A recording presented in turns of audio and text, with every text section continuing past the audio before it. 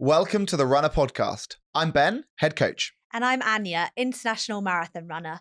And we're proud to be the #1 rated running coaching service worldwide. We'll be having truly insightful conversation with truly inspirational guests, as well as bringing you tips and tricks for runners of all abilities. Today on the podcast, we spoke to the incredible Cal Calamia, who is a trans marathon runner, inclusivity activist, and educator, changing the world. Cal ran the London Marathon yesterday with an incredible time of 2 hours and 46 minutes and won the non-binary division, which is incredible, and also completed their 14th marathon. Cal has made inroads for equitable inclusion for trans athletes across the world through marathon running, and their story and this episode was so heartwarming. You're going to love listening to today's episode. Hey Cal, thanks for coming on. How are you feeling after the marathon? I'm feeling incredible. The energy is still so high for me, and I'm just enjoying London and riding off that positive wave. Amazing. We will get into that, but you have such an incredible story, and we'll start back at day one. What got you into running? Oh, yeah. Okay. Love this question. So I had a lot of energy as a little kid. I think I don't remember this, but I'm always told by my family that at family gatherings, I would like go tug on people's shirts and be like, "You want to play run around?" And they would be like, "How do you play run around?" And I'd be like, "You run around." None of the adults were like super stoked about that at the time. I'm kind of the only person in my family who runs. But it kind of began with that. And I was also in the soccer to distance running pipeline. I played soccer since kindergarten. And then, the middle school team was recruiting the lower middle school folks when I was in like 6th grade. So I was like 12 years old for the team. And I said, why not? I love trying new things. And I was obsessed with it from middle school cross country. Wow. And were you good? Like, it sounds like you were passionate, but were you good, or was it being good that made you enjoy it and get that feedback loop, or it was being good and being great something that came later? That's a great question. I think I was pretty good in middle school. I think things got like a little more dicey. I was still pretty good. Like I ran on varsity all 4 years and stuff in high school. In college, it got a little dicey because I was sort of like bumping up into questions about my gender. Mm-hmm. And so that was where it was more challenging. But I would say I was pretty good. I wasn't the best, but I was up there.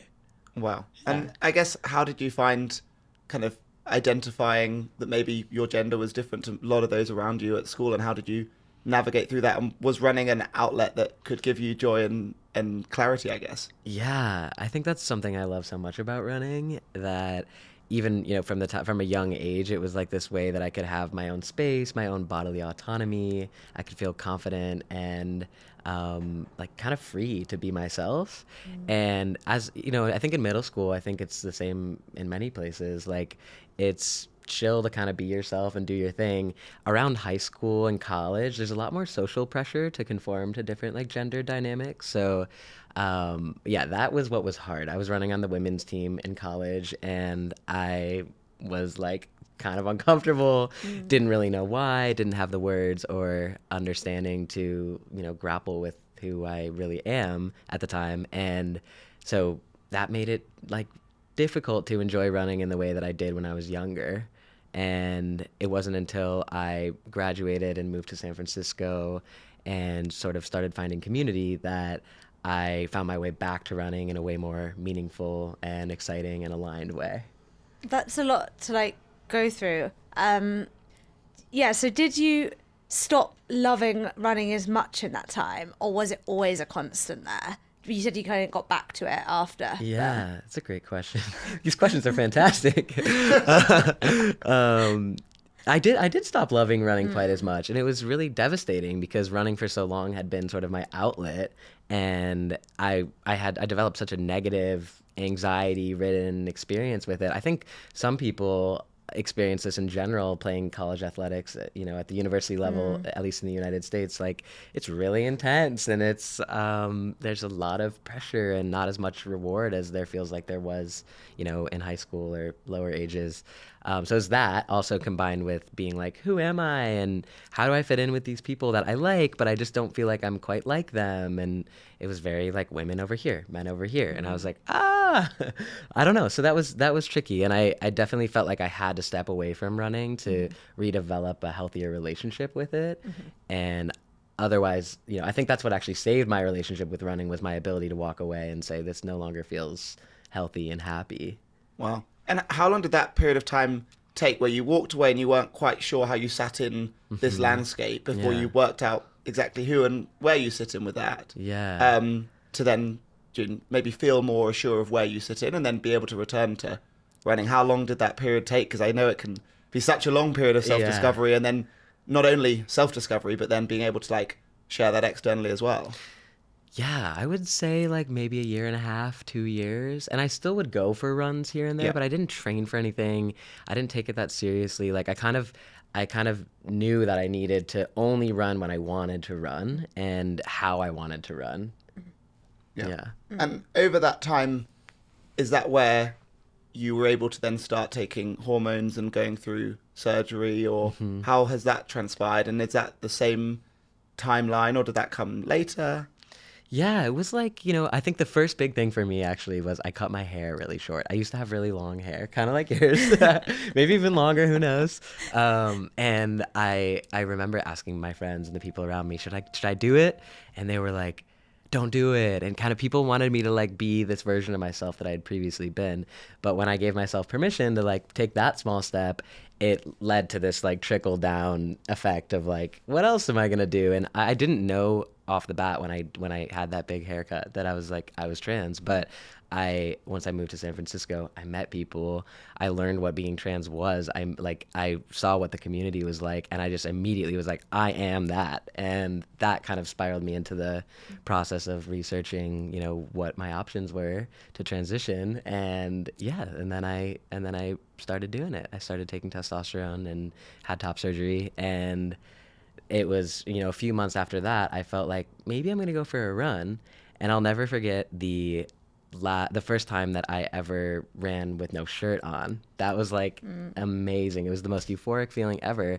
I was a little nervous, a little insecure, but it was like, I think that was like a really pivotal step in me realizing that it was possible to be a runner in this new body, in this new way, like that felt so much more aligned. And I think I just have never been happier than since I transitioned. That is amazing. And I know I share with you personally, but my sister has gone through a similar journey in the opposite direction. Yeah. So one that like, I think means so much to me. Totally. You were sharing how kind of this came after university. How old are you now? And how long has it been since that first big haircut? Yeah, I'm 28. I think this haircut must have been around 21. And my transition journey has been about 6 months on paper. My transition journey has been about 6 years on paper. But I will say that I feel like sometimes it's hard to mark this exact beginning. Like I think that in a lot of ways, I've been becoming who I am. There's no my beginning and there's no end either, really. Exactly. So over these 6 or so years, you got back into running, and it's been going incredibly. Totally, yeah. Tell us about the running and how this has continued to blossom. Coming on to maybe yesterday as well. Oh my gosh. I turned back to running and I was like, let's do this thing. I want to run marathons. The first time I ran a marathon was Chicago in 2019. I ran in the women's division. It was before I had started to transition. And then the pandemic hit and everything kind of got, shut down a bit. But when I came back, wanting to run post-pandemic, I felt like being presented with this sort of male and female dichotomy was not suitable, and it was insufficient. And I felt like in some way I was like deceiving myself to choose one of those options. So I started looking into races having non-binary divisions, and there were a few where that had already kind of popped up on a local level in San Francisco. And then from there, I just started pushing on those I just started pushing on those races to be actually more inclusive, to not just have the division, but also like offer, medals to top finishers or whatever, something that's roughly equitable to what is offered in men's and women's divisions. And I say equitable because the divisions are different, so it doesn't necessarily need to be the same. But I ran into an issue where top non-binary finishers were not going to get any medals, even though all age group finishers, in men's and women's divisions were. And I was like, that's not fair.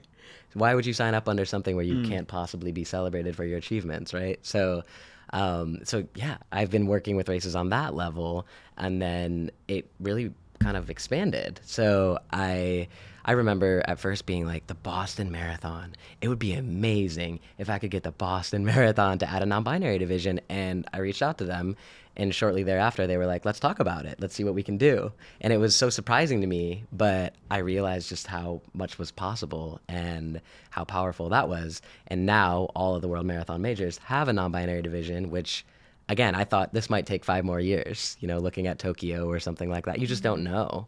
And it's also a precarious, positioning, because it's like, I don't want to step on the toes of different cultures and their beliefs around gender.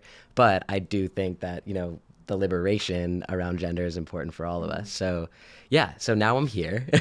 Fast forward to yesterday. That's my last World Marathon major for now. I know they're adding more. That is incredible to have been able to make that impact on the world. Totally. The world. Not just on your community, not just on America, but to touch the world in that way.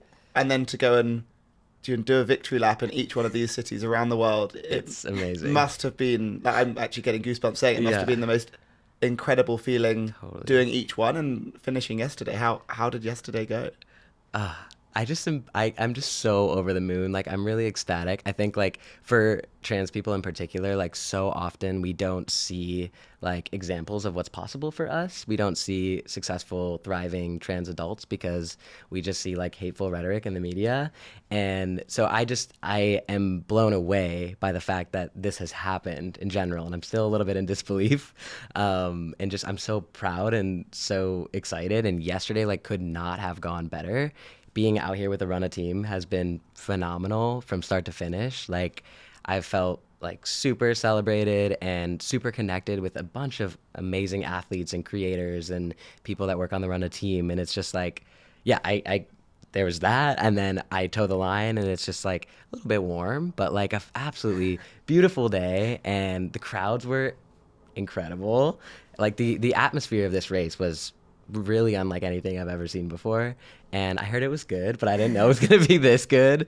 Running, over Tower Bridge was incredible. And just seeing y'all out there on the course and high-fiving everyone. I had the time of my life. And, this is what it's all about. I can't believe that I am lucky enough to get to be myself all the way and do the thing I love the most all over the world. Mm-hmm. What a life. Yeah. We say luck, but you have put yourself in that position. You create your own luck. Yeah. So you're a huge advocate for the non-binary divisions and for trans rights. And you were being an advocate for yourself because you wanted to make it better for yourself, and but you must have had so much support from other people. And how has that been? People saying that you've changed their life and changed their whole outlook on running. Yeah. I love that you bring this up. It just feels amazing. I think that's what I really am here to do, is try to create opportunities for people that otherwise wouldn't have them. And I'm in some ways also redeeming my younger self. And, I grew up in a community where there weren't really other trans people that I was aware of. And being queer was kind of ooh, you don't really do that. And I felt so not sure of myself for so long in my life until, again, I said I met other people in my community, and I was oh, okay. I felt it gave me permission to be myself, and that is in some ways when my life started. And so part of my goal is to just teach trans people what's possible, but also to teach people who are not trans just how transformative and impactful love is, and inclusion. It's really not much more complicated than that. Yeah. And I guess not only have you shown that, but you've also shown I mean, you mentioned it earlier of like succeeding and like doing trans role models who are succeeding. Totally. Not only have you ran 6 of these major marathons and others, right, but you won. Yes. Yesterday. Totally. Like that can't be overshadowed. Yes. So was that wasn't the first race you've won? No. Tell us about that. And Yeah, no, and I'm so glad you bring this up because I feel like also so often I'm getting like sort of like shifted into this like community builder like identity, which is very true for me, and I love to build community, but I also am a competitive athlete and I take running very seriously. For context, you're faster than I am. I'm not that fast. I'm not a professional, but Thank you. Like you're an incredible runner. You ran Thank you. 2:46 yesterday. Yeah. In immense heat. Yeah. That is an incredible achievement. Thank you. So how have you got on winning other races? Tell us about that. Yeah, I mean, like, I think again, like, there's such a mentality and like that's global around like you can't really be a trans athlete. Like, we don't want you in the space. You're dominating the space. There's a lot of negativity. So, yeah, I think like it's once I have sort of put my story out there and been vulnerable about who I am and what I care about doing, and I've received that support that you mentioned, I feel like I really claim my identity as a trans athlete, as a competitive trans athlete, and that gives me permission to like take my running really seriously and like take my training really seriously and like do more than just, you know, activism, but also like I love running and I love getting faster. I got, you know, I placed first or second in all the majors, and I won New York City, which was so cool. Like just so amazing. And I also won Tokyo, so this is my third win yesterday. I'm like, should I go back around and try the other three? I was literally about to ask you that. And right? Are you gonna? I might. Yeah, I might. I just might, because that would be so sick. So yeah, I mean, like it's just amazing to be able to like invest in myself as an athlete in ways that I felt like I couldn't before, because I didn't feel like I was competing as myself, you know? But there are still a lot of barriers too. I mean, like I have mentioned to a few folks, like there was a, maybe, what's the official name of it? Is it the pro? There was like a pro, not pro, but like sub-elite men's and women's. Championship. The championship, yeah. So the men and women had championship, you know, start positioning. I didn't have that. So even though I qualify under those times, that doesn't exist for the non-binary division. So because of that, I was in wave 1, which is great, but I was stuck. Like I couldn't get around people because there were people in that, you know, in that wave that are running, you know, significantly slower. So I literally was like, you know, with the narrow streets, like I was kind of boxed in and I couldn't go out as fast as I wanted to go out. So I feel like there are things like that where a part of my role is not to just be like, let's get more inclusion, but like, hey, like I take this really seriously. I want to be taken seriously. I want to have the opportunity to do what men and women are able to do. And there are some races that have options like that. Like New York City has a sub-elite start, so does Chicago now. But there's more that can be done, you know? And a lot of times the conversation goes to like prize money, which is like super tenuous for a number of reasons. But really, like, I think there's just like, that's another role that I'm playing, is like, I don't just want these divisions to exist. I want people to understand that we're serious. Well, I think also like it's about the impact that has, which is that there are 3 people that are going to win prize money in most cases, the first, second, and third. Exactly. But there are hundreds of people, or thousands in some case, maybe, who are going to be affected by not getting to start in the same equitable way that others do. And I think like that impact, it would be amazing if all areas were completely equitable. But that as an example point will affect a bigger majority and therefore have more impact. Right. Yeah. And do you feel that you're like able to have that dialogue with these marathon majors? It sounds like you're making great inroads. Absolutely. Like, I think that there has been a lot of openness to the conversation about like what can be done better, and like sometimes there are logistical challenges. Like another thing that I deal with out there is that I have no idea who I'm competing against at all, because I can't tell by looking at someone if they're non-binary.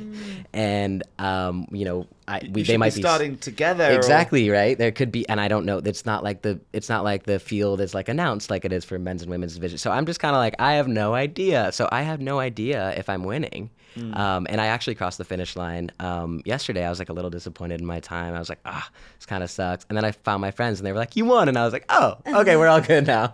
But yeah, it's like, I don't know. I didn't know during Tokyo. The only time I knew was in New York City because they had a lead cyclist with me. And the second there was a cyclist by me, I was like, oh my God, I think I'm winning. New York clearly like leading by example, and like totally. they're the biggest marathon in the world, and you'd hope that them being able to make progress in that way would hope that all the other marathons and half marathons and running races and other sports can follow thereafter as well. Yes, absolutely. Is there an element of not being able to know you're in a race with everyone else in the way that you don't know who's what, and right, allows you just to focus on yourself a little more? I have to. I have no choice. You know, I have this conversation with myself before every single race. Like, I cannot control anything else besides executing my own race. Like, I just really can't. And I think it's hard sometimes because I'm like, I feel like if there were a person right there, I could be like, they're right there, I should go get them, you know?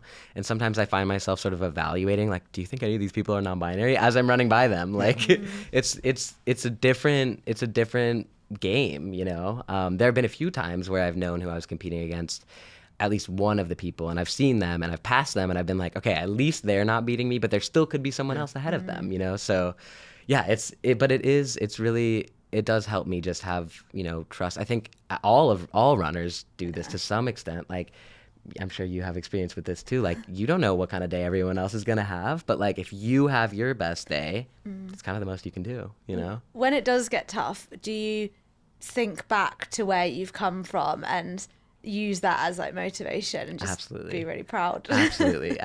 I really do. I think like I really try to just, like, so much of what I'm doing right now in my life, I never would have fathomed at all. So that's a huge part of it. And I'm quite competitive. So I do think in my head sometimes, like, about what I've dealt with, you know, as a person in my life, in my transition, how it's affected my relationships, some of the negative feedback and commentary that I get, and how challenging it is, and how much of that I've shouldered. And it helps me, like, remember how strong I am and like how much I'm capable of. And I know that most of the runners around me never deal with anything like that. So it helps, it fuels me, you know, it motivates me to keep moving forward. Good. Yeah. Do you have any advice for someone who doesn't feel represented, a younger you maybe, going into this world? Do you have any advice for them? I just think my mindset around it is really just, you know, what you don't see, you can create, you know? And I found so much that if you build it, they will come. Like, these non-binary divisions have grown tremendously in the last few years, and they will continue to grow and continue to become more competitive. If you look back to like the first time that women were allowed to compete in marathons, think about how much women's divisions have grown, right? Like, I do think that we have a lot of potential to, you know, transform the way that we view the sport of running at large. And it's such a hub for inclusivity that we just have to like keep that central, you know, at the end of the day.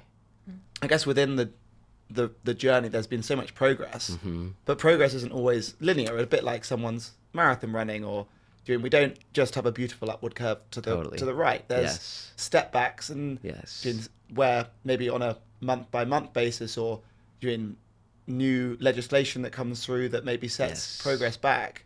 I think long term, typically the world strives for progress, whether that's through ethnic diversity, through kind of women's rights, and through now trans rights, and all other minorities. How do you find mentally getting through those temporary setbacks?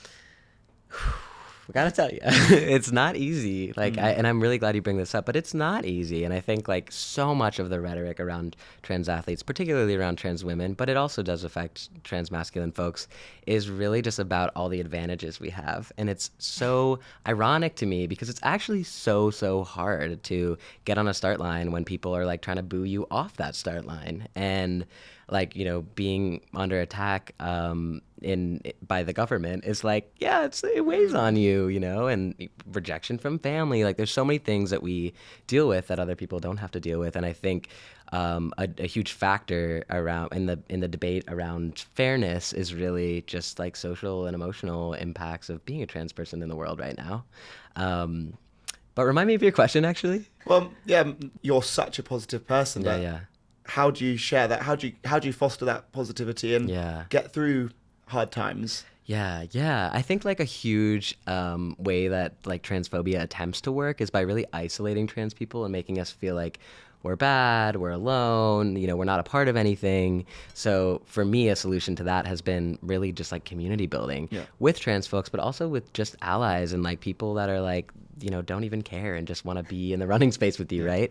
And just like really grounding in that, in my relationships, in my connections, and the people that support me and make me feel seen. And there's so much love and abundance there. And even if the dominant narrative seems negative, like there is still so much beauty in our connections on the ground level. And I feel like they're trying to freak us out up there. But down here, it's like we actually are kind of taking care of each other more than we realize. But I think it's also just the nature of media to some extent, which is that like it Totally. pays to have really extremist headlines and Exactly. algorithms pushing really doing polarizing views, Totally. which I don't think is necessarily the way that humans in society all think and work. Yeah, absolutely. I guess coming back to your running, Yes. so you've done all the 6 majors. Right. How many marathons have you now completed? 14. 14. Yes. And your best marathon time is 2 hours and 41 minutes. Yes, correct. Which is insane. Thank you. What's your goal within your running? Well, I have to get under, 240, obviously. I have to run in the 230s. And I'm sure once I run in the 230s, I'll be like, I have to get under 235. Like, that's how running is. Yeah.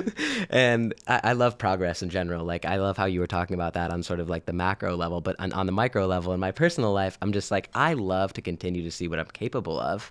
I think it keeps me motivated and it keeps me excited. So first thing is to duck under 240, and then I'll find some other time I want to duck under, and I'll probably just keep going. Yeah. In terms of running and my performance. And then I also just like want to see these divisions grow. I want more people to believe that they belong in these divisions and that they belong in sport. And I want to see what's up in the trail world too, and kind of get out there and, get more space for non-binary divisions in the trail world. Like there's so much has been accomplished, but there's still so much more that can be done. Even like what we were talking about within the division in this race, right? Like, there's a lot of room for growth, and there's a lot to celebrate. So I feel energized and I feel excited about where we're going.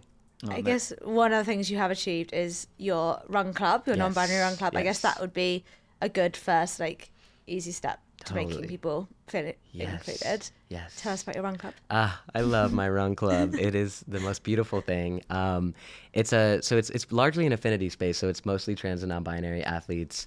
And we do our weekly 7 a.m. runs on Tuesdays in San Francisco. But then we also have like monthly events that are more community oriented, that are like all allies, friends, kids, dogs are welcome. And we do walk, run, roll. It's super inclusive, so whoever wants to participate is welcome.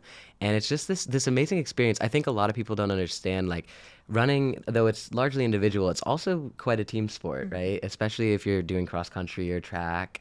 And for people that are non-binary, most of us have never been on an all non-binary team. Those don't really exist, but we have that, which is so cool. The feeling of being on a team and just like, whatever, riding the bus together, or like sharing your bagel in the morning, or whatever that looks like, cheering each other on, and like those things are so important. And like when I think about sport, I think about performance and I think about excellence, but I also just think about all of the beautiful things that we gain from being on teams. And from learning how to collaborate and cooperate and encourage each other. And like, it's just that's really, really important too. And I think everyone deserves access to that. Yeah. I think completely true. Like whether it's doing elite athletes training for the Olympics, they all cite that doing going to the track together and running in a pack, doing having someone better than you that you can strive after. And all of that is collated with being surrounded by like-minded people. And I think that's the reason why building the community in the way that you're doing is helping so many. Yes. And it's lovely also to showcase, like, when I'm talking to these race directors, like, hey, can you please add a non-binary division? It's great for me to be able to be like, I have 20 athletes that want to sign up for this. We'd love to sign up, but we can't, and that's a lot of leverage. I think sometimes people don't understand. It's very nebulous. Like, who's going to participate in this division? And I'm like, it's us. We're going to do it, So it's helpful for that too. I've probably been quite naive and not being as educated as I should have been, but people like you have educated me so much, and I love Nikki Hiltz so much, and I think having someone at a professional level being a real advocate for it must make a big difference as well. Yes, yeah, Nikki's amazing, and like it's really cool that like we're sort of in our different pockets, like we're doing such similar work but in our different pockets, and I feel like it's like hugely inspiring and motivating for me to know that there are other people engaging in this work in different ways. And just also like so much of this activism is really born out of us just like wanting to be who we are and do what we love. And it's sort of necessitated. Yeah, it's not a big deal. Yeah. I didn't really choose it. I was like, can I please do this? But I also do feel really grateful to be in the position I'm in. And I think like my goal is just to make it easier for the next waves of people that want to participate. And there are many things that I've done that I think have sort of paved the way, and I think Nikki, is the same way, and it's good. Like ultimately, if the next, people in 5-10 years have an easier time, fantastic. That's what we're aiming at. Yeah. No, I love it. It's amazing. I guess last serious question. Yeah. What's the next race? Like progress. I'm all for that. Getting faster, doing some trails, but what's the next race, and when are you going to try and break this 240 goal? I'm just going to go for it because I'm crazy. So I'm just going to run Chicago in October. It's like my hometown race. I grew up outside of Chicago. I've already done it 4 times, and it's a course I'm super familiar with. It's so flat, so fast. Weather's usually fantastic. I have people from high school and college and family coming out to support. So I think it's a great opportunity for me to try to duck under that 240, like I said. Nice. Well, we're going to be watching eagle-eyed and wish you all the best. Thank you. We're going to segue over to Steph for our coaching tip of the week. Today I have a tip for minimising your risk of injury. Pounding the pavements puts a lot of stress and force through your muscles, joints and tendons. Get off-road where you can. Running on grass, trails, any softer surfaces is just that little bit kinder on your body. Thanks for that, Steph. I'm going to bring us back with our discussion of the week sent in from one of our runners. Running has so many incredible benefits. What has been the most powerful benefit for you? Wow. This is such a good question. I would say it has helped me gain so much confidence in myself, my strength, my ability. And a huge part of that, I feel like, comes from the fact that the progress is so measurable. And to be able to like set a goal and work toward that goal and accomplish it, especially with something as challenging as running, really just makes me feel like I can kind of do anything. Yeah. What about you, Anu? I do think running genuinely changes lives. There's not many people that start running and it's just something they do. It really changes your whole outlook. It changes how you believe in yourself. I think, definitely confidence, like my spark, and then you bring that feeling of achieving something you couldn't or you didn't think you could into like everyday life.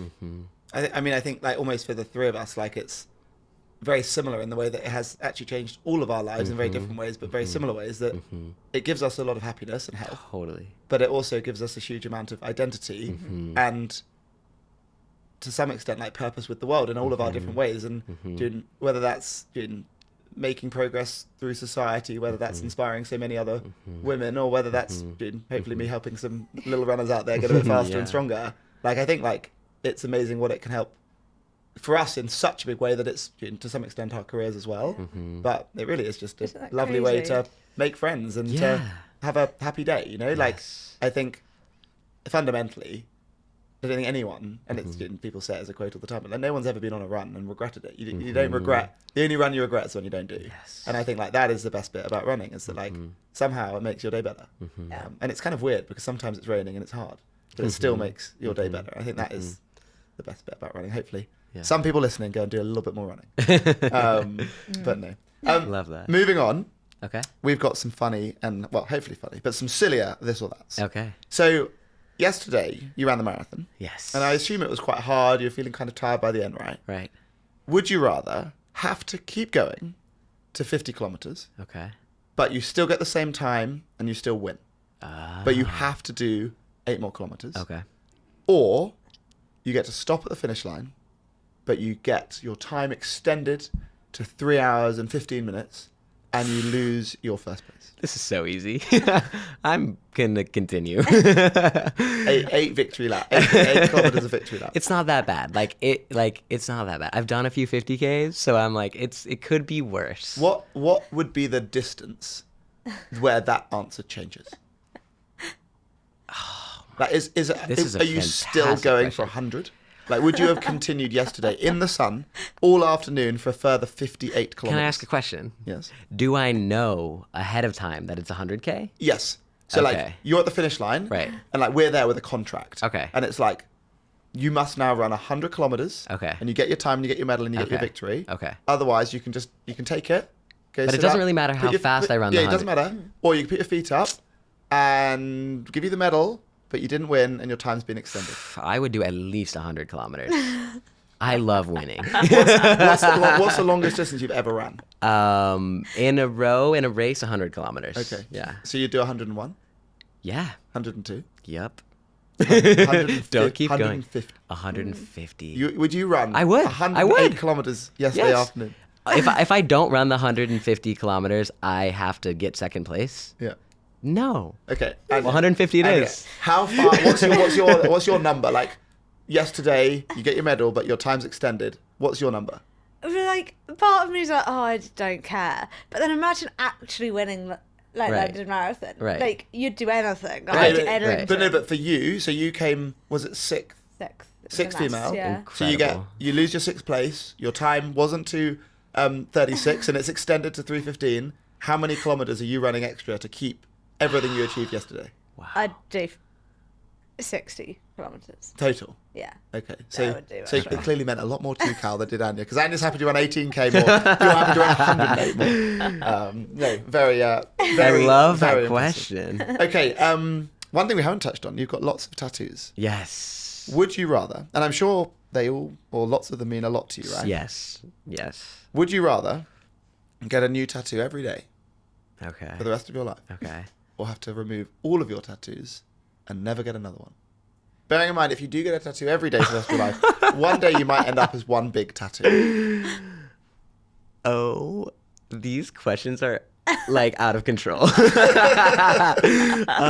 I would get a new tattoo every day. I'm not getting rid of these things. I'm a little stubborn, can you tell? I'm now just going to merge all the questions together. Would you rather get... No, I'm joking. Oh my God. Do you have any from races? Like, any that mean anything to races? Actually, I have. It's from the Black Canyon, the 100K that I did, which was such a phenomenal experience. The trails are just so incredible. Like, I get so excited about being somewhere where you can only see what you're seeing if you run, 30 miles into this trail. So many people will never see this, and I was like in this like mystical desert experience with all these cacti, and then all of a sudden, right off the trail, I saw these 2 black cows, like a big one and then like a baby, and they were inches away from me, and I was like, whoa, it like just blew my mind, so I got a tattoo of them. Yeah. Wow. Final one. Yes. Would you rather, bit random, Yeah. run your next marathon in Wellington boots? I don't know if you know what Wellington boots are. Do you call They're them like that? gum boots or something. So- like, Big rubber, Okay. kind of like farming boots that keep your feet dry. Okay. Or Oof. a big Santa suit.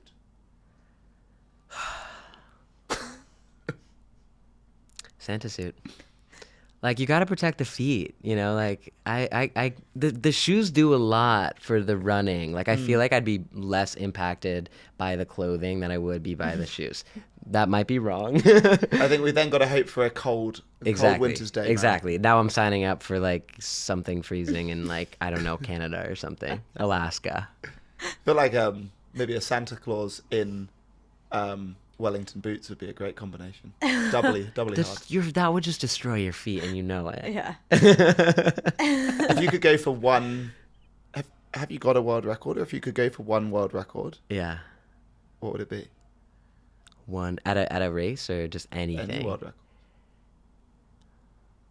Wow. I think just like the fastest marathon time for a trans person. Because I didn't know what it was, hence why I said I don't know if you're already. Yeah. Do you know that's what a it is? Do great you know what you're up question. against? You know, I don't. I don't know if those records exist or not. I don't know if we picked that up on the microphone, but Yeah, Jazz yeah. has just told us off camera Yeah. that it's between either a 2:38 Yes. or a 2:31. Okay. So we probably need to do some fact checking. Yeah, but yeah. We're somewhere in there, and we're I'm not that gonna far. get there. I'm not that It's far. only a matter of It's a time. 10-minute range. You know, I remember when I first broke 3 hours. It wasn't that long ago. And Nice. I I think with your mentality, Right. dude, anything is possible and Yeah. some. So Yeah, yeah. I have no doubt it's only a matter of time. that's what I was going to Beautiful. say. Our final closing question is: Yes. if you were going to create your dream race, Yeah. what would it be? Where would it be? What food and drink is going to be on the finish line? And who's going to present you with your medal? Whoa. This is iconic. Okay. So first of all, what and where? The distance. Yeah. Okay. How far is it? Distance. We're doing a full marathon, of course. Where is it? My favorite distance. San Francisco, because I live there and I want everyone to come there. Like a road or trail? It's gonna be hybrid. With these shoes that I'm envisioning that are somehow like urban trail shoes where you Nice. can like press a button and then they just become trail. Nice. Yeah. And is it flat or hilly? Or a bit both? Unfortunately, it's a bit hilly, but the views are worth it. Nice. The views are worth it. We're going over the Golden Gate Bridge, and who's handing me my medal? Justin Bieber. I reckon we can we get him running with us. Right? We'll get him on a Runna brand deal, I reckon. Yeah. We're only a few years away. Okay, I'm holding you to that. And what's your celebratory food and drink at the finish line? Oh, burritos. All the way. I love burritos. San Francisco has fantastic burritos. Good plantain burrito. Like, ooh, that would really hit. What did you crave yesterday after the marathon? A burrito. Did you get one? Did you get I one? did. I got a plantain burrito. It was delicious. I went to Seven Dials Market. Phenomenal. Oh, that's Yeah. amazing. Yeah. Well, thank you so much for joining us on the podcast today, sharing your story and giving the impact that you've had out in the world is incredible, and we cannot wait to see what you do next.